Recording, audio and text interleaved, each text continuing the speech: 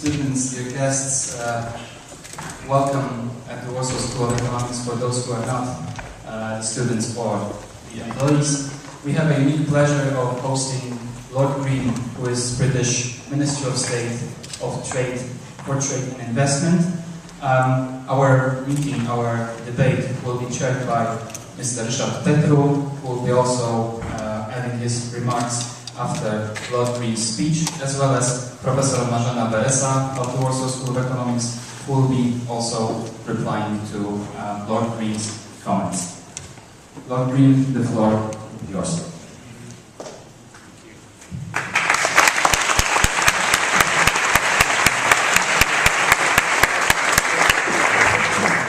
Well, ladies and gentlemen, it's a very great pleasure to be here.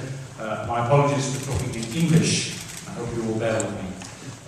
It's a very important occasion for me. It's not my first visit to Warsaw, but it is my first visit with my new job as Minister of the British Government responsible for trade and investment. My first visit to Warsaw was in 1995 when I was a banker, and I've been several times since, and I have seen with my own eyes the very exciting changes that have been taking place in Warsaw in particular, and in the Polish economy in general in recent years.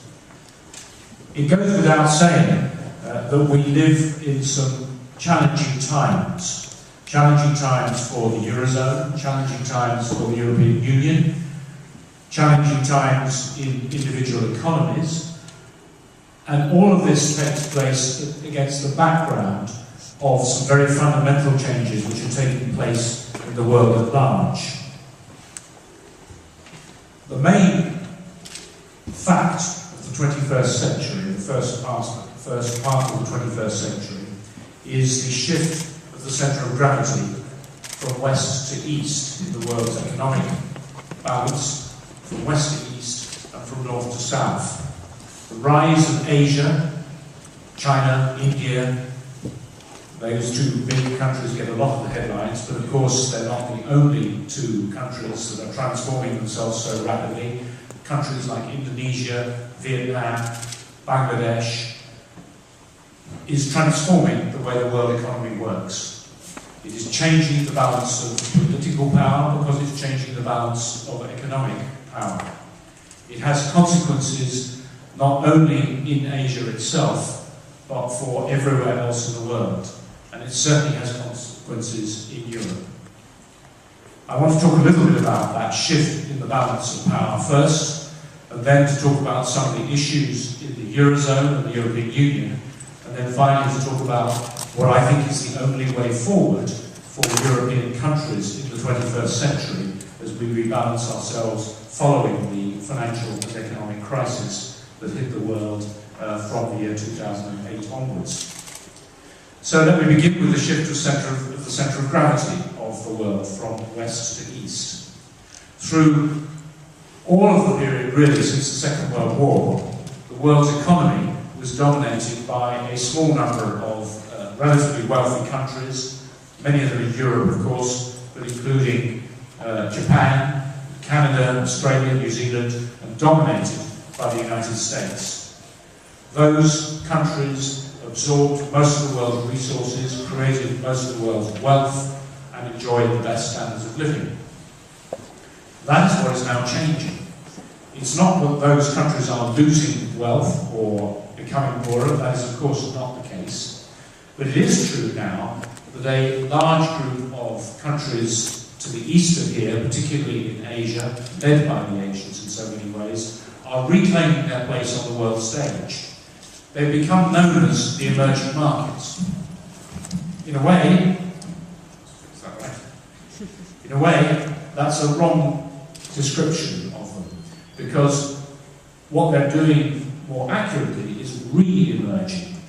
In the year 1820, China had the largest economy in the world. And the second largest economy in the world at that time was almost certainly India.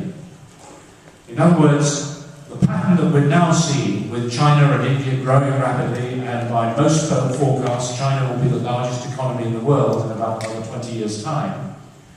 is a return to a situation that the world knew in the 1820s and earlier. The period between 1820 and about now will be seen over a much longer time frame as an aberration, as the period when the Industrial Revolution, which got going first in Britain and in Germany, and then spread to the United States and Japan and elsewhere around Europe, enabled for the very first time in history countries with smaller populations to develop higher incomes. And what we're now seeing is the catch-up of some other countries which for various historical reasons didn't enjoy the benefits of an industrial revolution. It's an earthquake of a change. It has huge significance. The rise of large countries like China and India and other very sizable countries that just seem small compared with those two, like Indonesia or Vietnam, is going to change the way the world's economy works. And the financial crisis that took place from 2007-8 onwards hasn't in any way changed that effect. On the contrary, it will accelerate it. We have seen through the crisis that, for example, China has continued to grow quite rapidly along a growth path that it began in the early 1990s, and all the forecasts suggest that China's growth will continue at a very rapid rate, maybe 8% plus, for about the next generation. It's not in itself a mysterious phenomenon. Japan grew very rapidly in the 1950s, 60s and 70s, something like 8 or 9% per annum then. China is following a course that is not in itself mysterious. It has huge implications, however, of course. And what it has led to in recent years is a division of labour in the world's economy that is new. We've seen the way in which, I keep on mentioning China, but China is just a big example of a more general phenomenon, the way in which the emerging markets have become the producers of the world. All sorts of low-cost manufacturing activities have been outsourced from the more expensive markets of Europe and North America into economies like China and India and Bangladesh and Indonesia and elsewhere. And these producers of the world have been exporting more and more of their goods. Indeed, the world's economy in the run-up to the crisis could be described as a sort of triangle in which you had on the three corners of the triangle, firstly, the producers of the world, producing cheap goods. Secondly, on the second corner of the triangle, the consumers of the world, notably, of course, the United States, the world's consumer of last resort. It wasn't the only example. The British economy also looked like an economy which was very driven by consumption. The Spanish economy did too. But the main example is, of course, the United States, just as the main example of producers of the world is China. And then because of the particular geographical fact that the big producers, China, India, Vietnam and elsewhere, were not well endowed with natural resources, so there was a third category of countries, the third corner of the triangle, that have become very prominent in the last 20 years or so, and that is the resource providers of the world.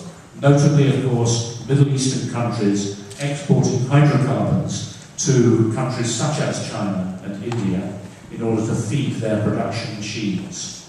And so this economic triangle of China, India, the producers, China, the consumers, America, and the resource providers, the Middle East, but also countries like Canada and Australia, is a triangle which has led to very strong economic growth in the 1990s and in the early part of this century, up until the year 2006, 2007.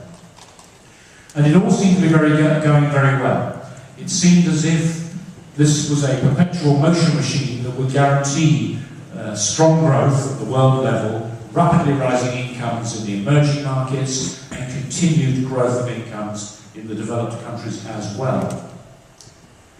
There was just one trouble with all of this, and that is that